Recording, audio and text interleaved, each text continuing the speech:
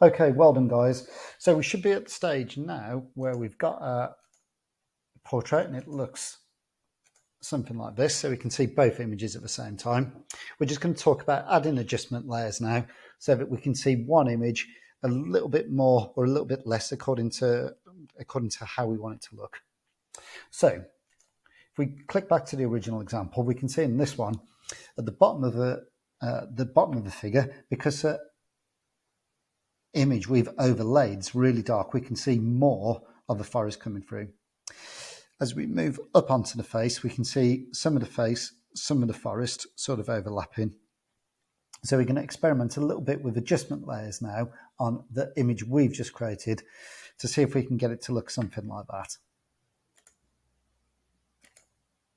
Okay, so this really is about how you want the image to look at this stage. The best way to do it is to add an adjustment layer.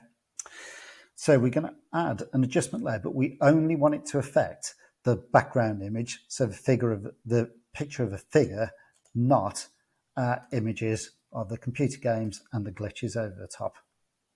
So I'm going to click on the background layer and then add my adjustment layer. So we move down to the bottom of the layer palette where the circle is, half black and half white, create new adjustment layer or fill layer. And we're going to try a levels layer. So because of where this levels layer is, it's only going to affect the image at the back. And we can use it too. For example, if I make the image a little bit darker, what we should see is the computer game characters come through a little bit more.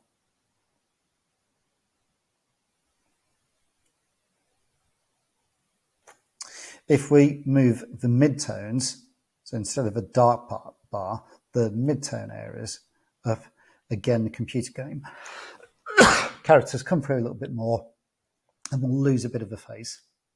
If we take that in the opposite direction, we can see more of the portrait, less of the characters.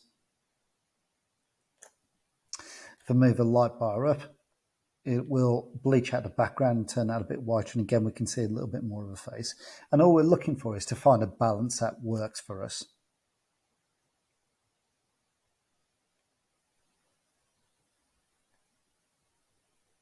I think that looks pretty good. I can see the figure a little bit more, in particular the features of the face, but I've still got the images overlapping.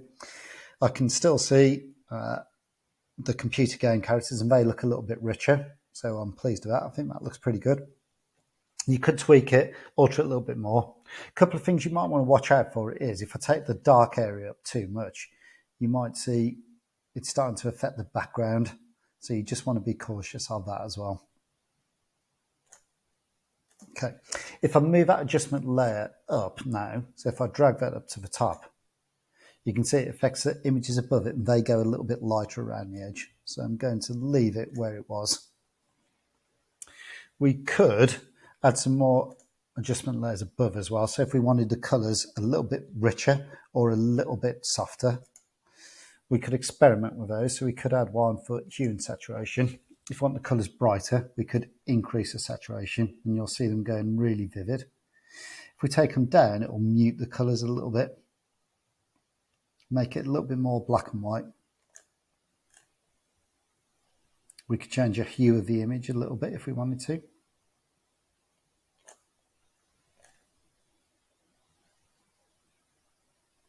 And the lightness or darkness of the image, although I wouldn't alter that too much because it will just make the background, either the image look a bit thin or the background go a bit grey.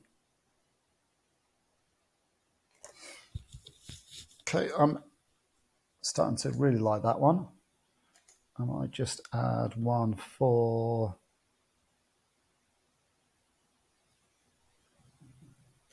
curves.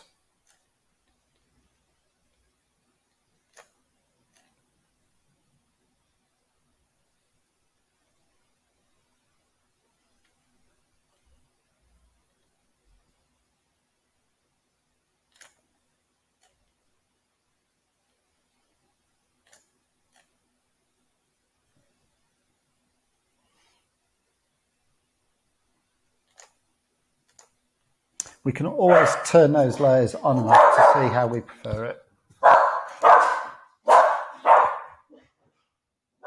Well done, guys. If you've got this far, you're doing a great job.